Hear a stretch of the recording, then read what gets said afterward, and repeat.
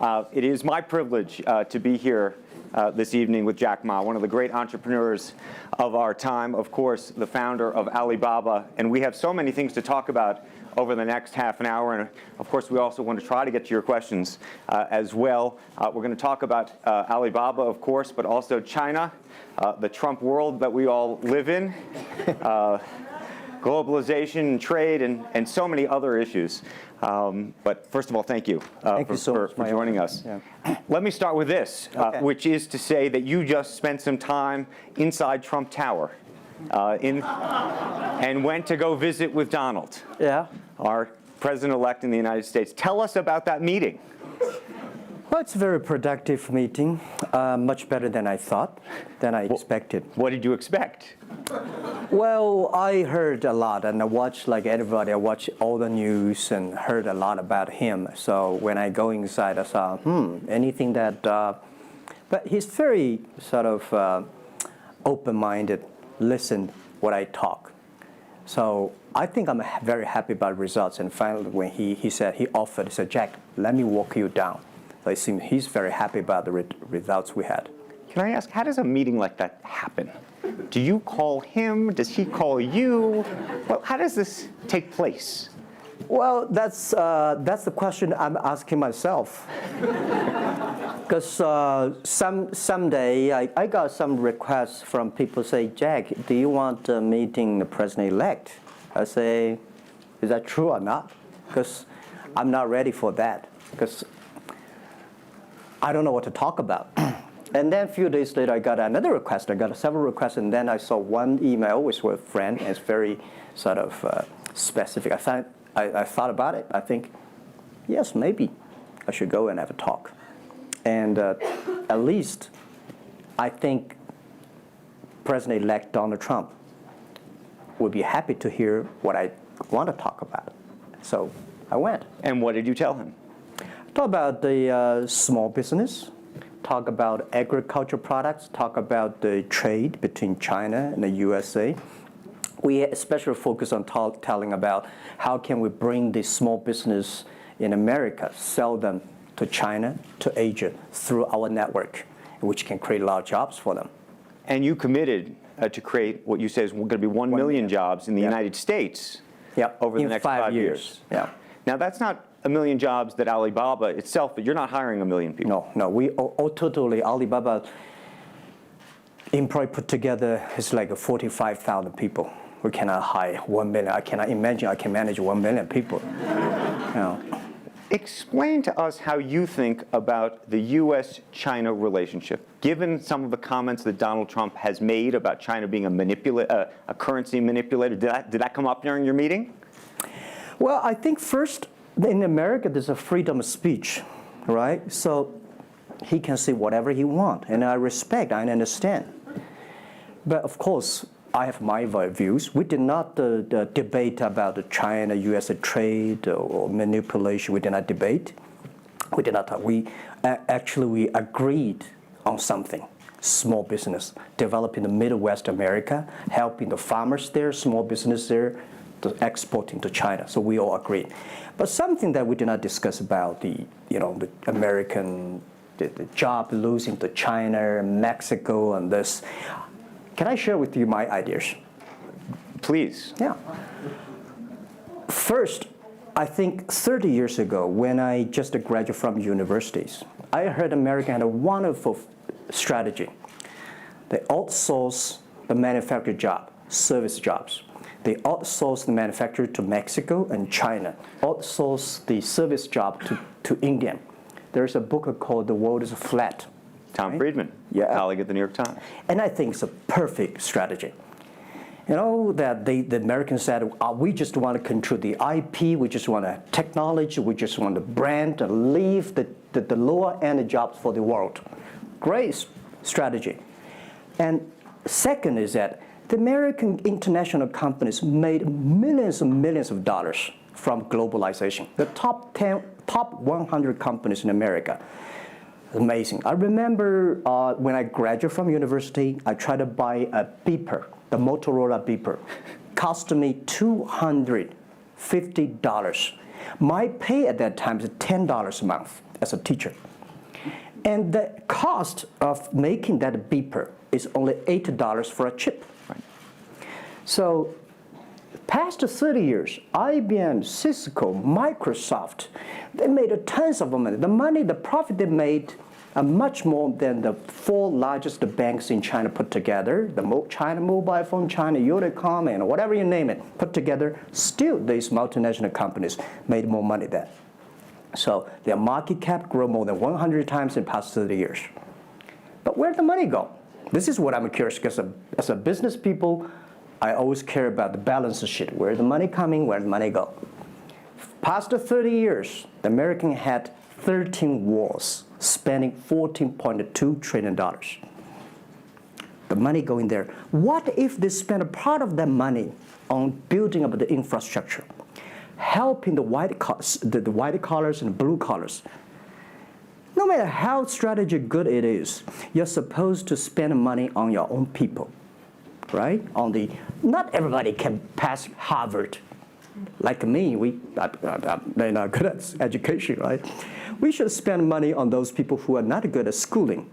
And the other money, which I'm curious about, is that when I was young, I heard America is about Ford and Boeing, those big manufacturing companies. Last 10, 20 years, I heard about is Silicon Valley and Wall Street. The money go to the Wall Street. And what happened? Year 2008. The financial crisis wiped out $19.2 trillion USA alone. They wiped out all the white collars and destroyed 34 million jobs globally. So what if the money is not Wall Street? What if the money spent on the Middle East, Middlewest of the United States, developing the industry there? That could be changed a lot. So it's not the other countries steal jobs from you guys. It is your strategy. Okay, but you do not distribute the money and things in a proper way. This is what I. And now we are having a backlash. And that backlash is a rebuke of globalization. And so much of the conversation, frankly, that we have here, and that backlash is happening in the United States. But I will say President Xi was here yesterday. You had lunch with him. And he was quoting Abraham Lincoln. What did you make of that? Well, I would say that globalization is a great stuff. It's the USA, it's developed countries to teach us how to do globalization. I remember 2002 or 1 before China joined the WTO, everybody in China was worried. Me, I was worried. Because what if all the international products come to China, destroy our industry, and we have lose a job? So convinced China, after 20 years, then you guys are say, this is a terrible thing. I believe globalization is good, but globalization needs to be improved. This is Donald Trump, President-elect, want to solve it, the problems. That globalization, I think, should be inclusive globalization. In the past 30 years, the globalization was controlled by 60,000 big companies. 100 years ago, globalization was controlled by several kings and emperors.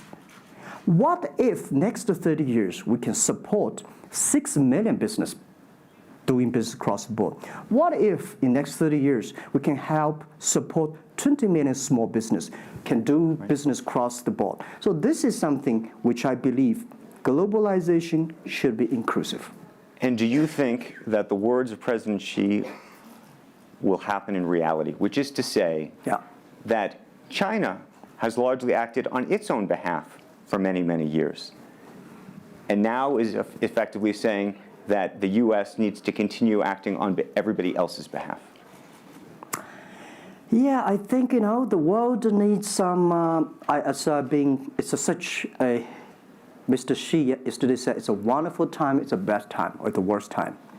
The world needs a new leadership, but the new leadership is about working together. This is what I understand. We do not necessarily need one specific leader to teach us what to do, what not to do. But the world have to partner together. This is what I think. And I think as a Chinese, as a business people, I feel proud for what President Xi said yesterday. As a business person, I want the world to share the prosperity together, to join the force together. As a Chinese, I'm happy about what he committed. Yesterday he said, he speaks like us, takes the responsibility of the second largest economy. As the China's second largest economy, he has to take some responsibility. This is the first time I heard a Chinese leader make number commitment. He said, next 10 years, we are going to import $8 trillion US. This make me feel excited because China is transforming from exporting to importing. If there's a concrete number, if we can fulfill it, this is going to be huge change to the China and to the world. But don't you think that it's easier today for China to be interested in globalization because of the benefits that can accrue to China because you're continuing to develop than it is for countries that are, quote unquote, developed? Well, first, the WTO rule is not designed by China. It's not made by China. I would say there's something that I want to change. The WTO is designed, a lot of rules designed for big companies in the past 30 years, and only big companies can do it. And China definitely benefit a lot from opening. I think China should learn one thing, that we grow in the past 30 years, it's because we open to the world. If we continue to open to the world, Not fully. Okay. An American business that wants to effectively go into business in China has a very difficult time, has to partner effectively with a company that's there already. This is why I said China has problems too. The world has problems. And China definitely has a lot of problems. China should open, should be more confidence. This is what I feel yesterday. I feel the confidence of Mr. Xi that he is ready to open more to the world. This is what I suggest, that we should solve the problem by business community, right, by negotiation. WTO, China joined WTO for 20 years or 70 years, I don't know the number. But the past 2 years, that I think we as a business, we as a country, we as the world, we have to review something. Right. But not because unbalanced things, we stop it. You've been calling for something called EWTP. Yeah. What is that? This is what I would talk about, is that the WTO was great, but they mainly designed for developed countries, big companies. There's no opportunity for small business. We want to build up a electronic world trade platform to support young people, small business, thanks through mobile phones, internet, they can sell and buy across the board. And the other thing is that WTO is a very interesting organization. When you put the Doha round, when you put 200 government officers in one room, ask them to agree on something, it's impossible. I can never imagine that they can agree on something together. Business should be designed by business people. So we believe EWTP should be something that the business people sit down together, agree on something, negotiate on something, and get endorsement from the government.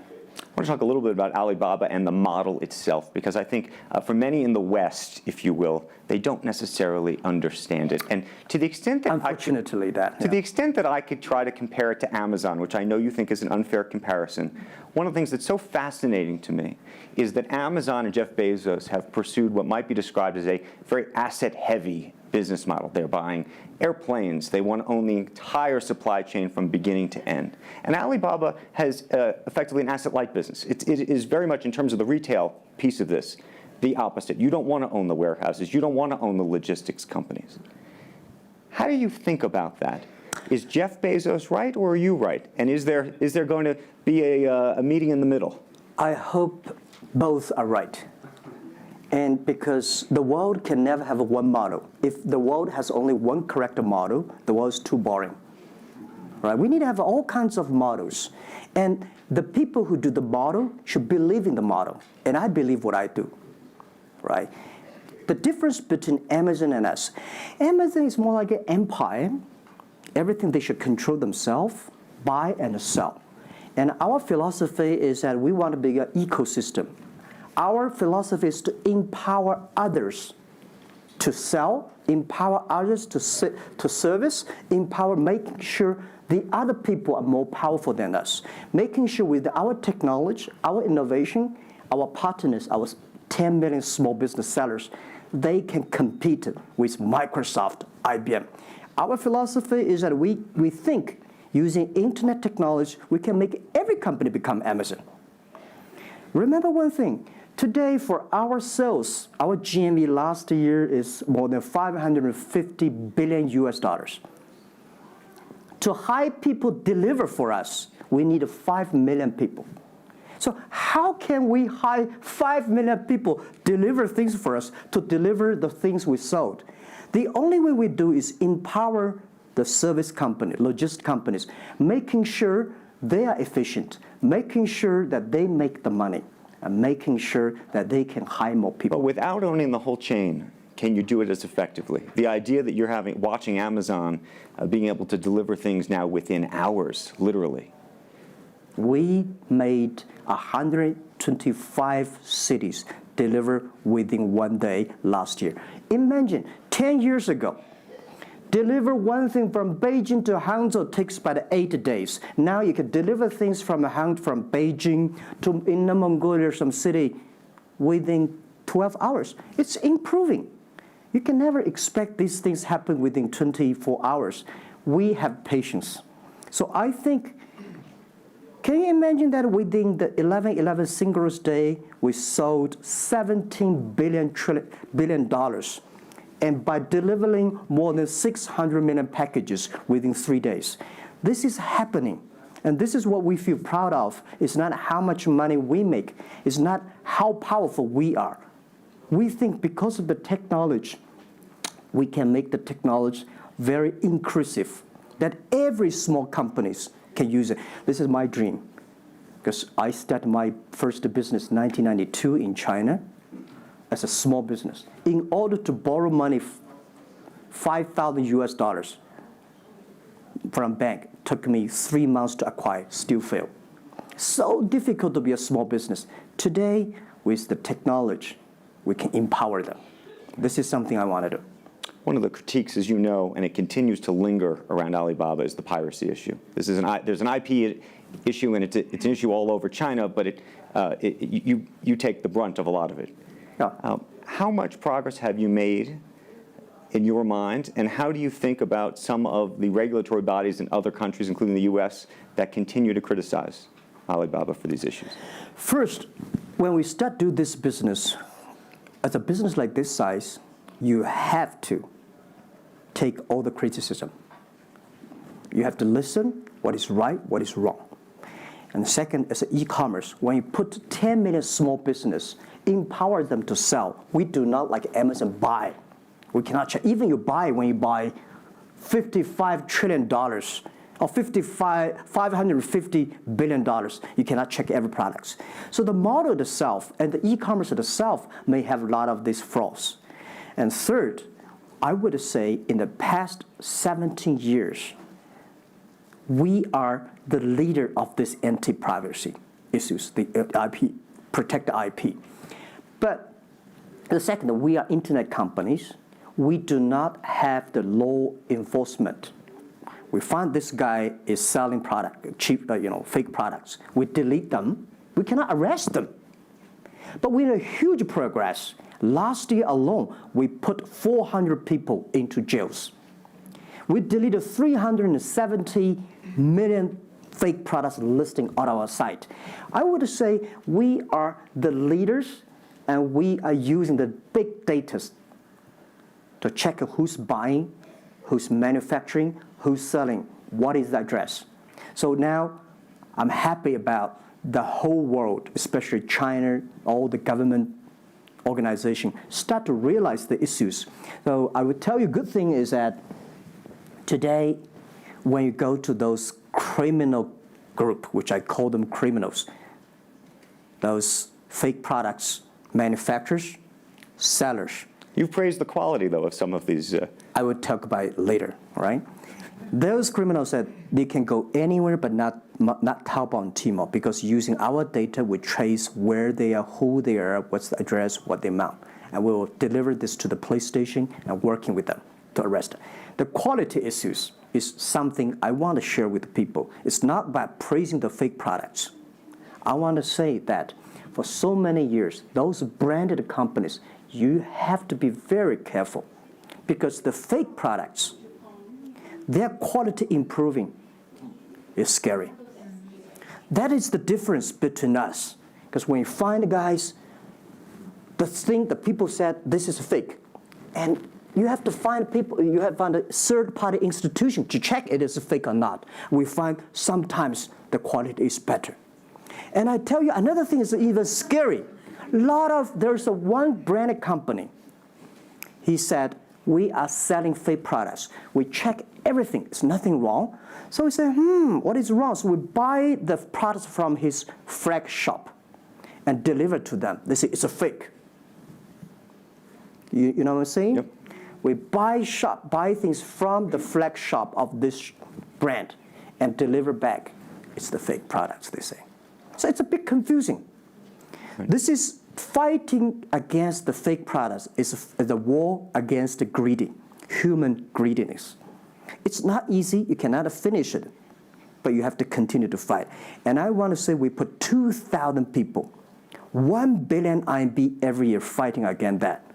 It can never finish the war within 2 years. But I'm happy. Whether people criticize me, criticize us, the most important is that we are happy about the progress we made. Right.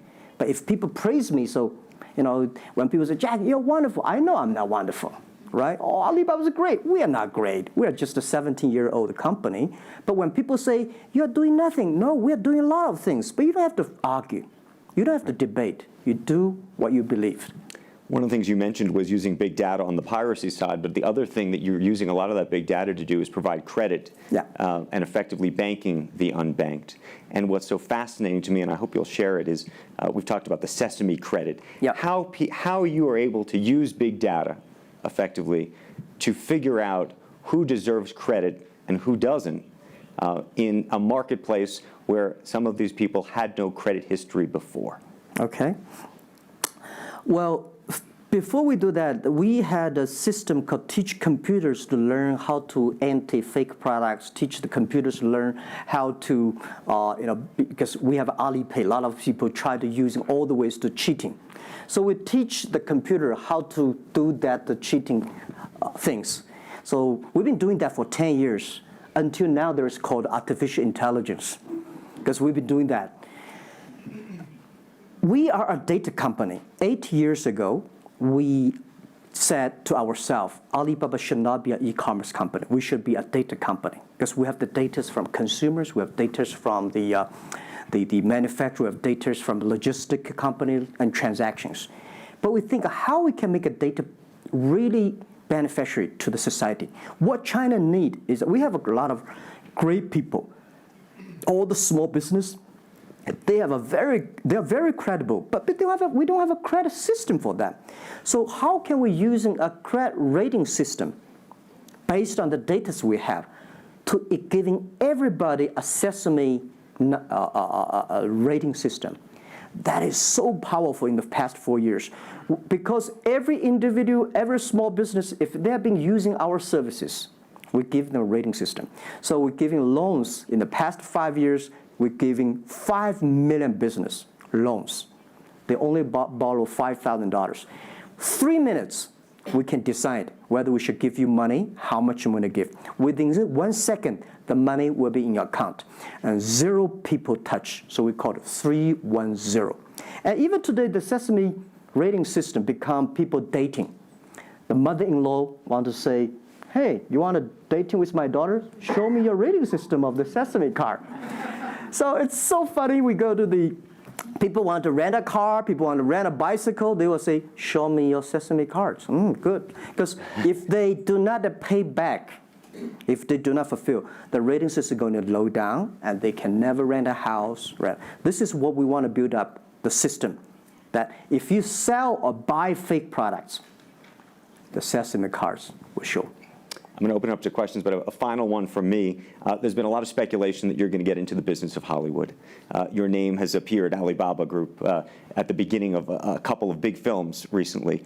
What is the ambition for Alibaba in the entertainment world? The beginning was like this. Several years, every 5 years, we have a review for our strategy. Now, our strategy is always look at the 30 years and 10 years. And every strategic decisions we make, we have to ask one question. Is this decision we made solve society problem? Because we believe the bigger social problem you solve, the more successful you are. So if this cannot solve any social problems, we don't do it. Second, is this project is going to be successful in 10 years? If it's going to be successful in 10 years, let's do it. If it's going to be successful in 1 year or 1 month, now more I would say, forget about it. Because why you can be successful in 1 year or 1 month? So we all have to put pen on. And 5 years ago, we had a big debate about 10 years later, 20 years, what are the things that China society and the world want? So we say happiness and health. 2H strategy. So happiness and health. We believe Hollywood, the movie industry, bring people happy. Because today, nobody's happy. Rich people not happy, poor people not happy, At least when I watch a movie, I feel happy about it, right? So I think we should partner with the Hollywood, especially like a lot of, we have a different way of living. In China, the movie, we have a lot of heroes. But China movies, heroes always dead. The American movie hero never die. If all the heroes die, who want to be the hero? So my movie, I want to make the hero live. Right, so this is, I think we should learn a lot. And it's only about 2 years, so we have another 8 years to go. I want to make our company that it's not e-commerce. It's something that giving people inspirations. Giving people, because I learn a lot. For example, I always say that my favorite movie, Forrest Gump. Life's tough. This is I learned, and that inspired me. That is why when people call me crazy, stupid in the past 17 years, you're crazy, you're doing something never work. You're stupid, how can you do that model? Amazon this model, eBay this model, why Alibaba this model? I told myself, Forrest Gump said, go ahead. Never care about what the other people. And the other thing, Forrest Gump said, nobody make money out of the catching whales. People make money by catching shrimps. So we serve small business. Fair enough. Jack Ma, we should probably end it there because we're going to run out of time, but I thank you. Thank you so much for the conversation. I promised we'd sneak in a question or two, and we literally have 2 minutes, and they're going to get upset with me. If you have a question, and we're going to, I got to beg you to do it within literally, a second. So go for it right there. Okay, I'm not going to say that China and U.S. is going to have a trade war, but if the Trump administration gets tougher on China in terms of trade agreement, is that going to hurt Alibaba? Well, I don't think so. I think China and the U.S. should never have a trade war. We'll never have a trade war. And I think we should give President-elect Donald Trump some time. And he's open-minded. He's listening. And I think the war, it's so easy to launch a war. But it's so difficult, almost impossible sometimes to terminate a war. Iraq war, Afghanistan war, is that finished? No. Trade war. I believe one thing. When trade stops, the war starts. Trade is something that people start to communicate. Trade is something people exchange culture and value. And I will be happy if China and USA agree on something and Alibaba business model destroyed.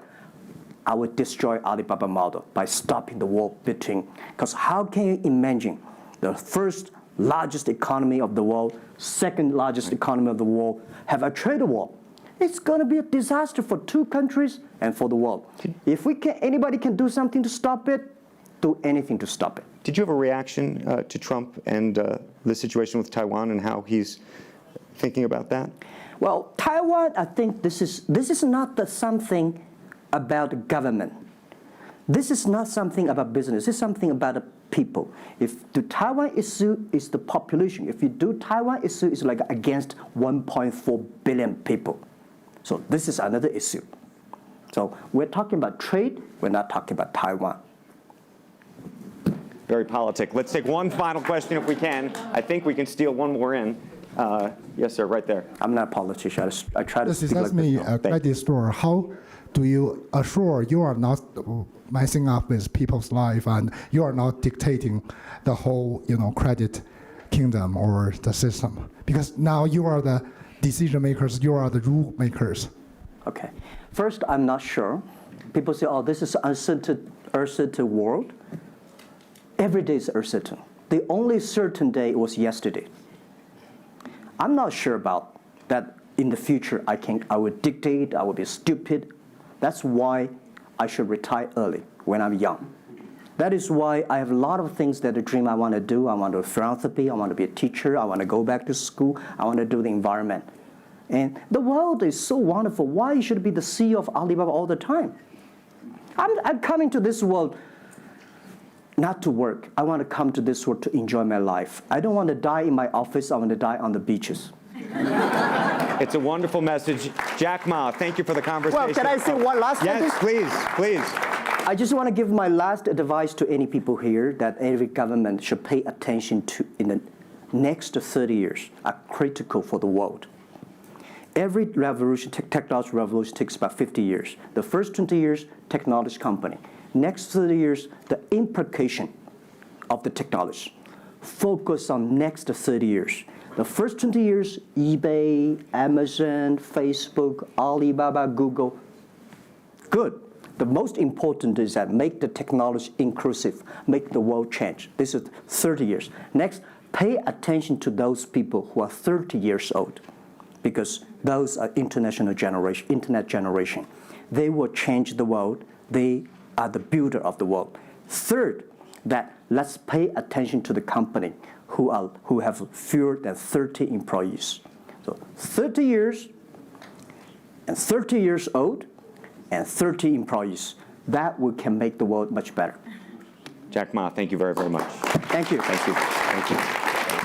Really appreciate it. Thank you. Thank you.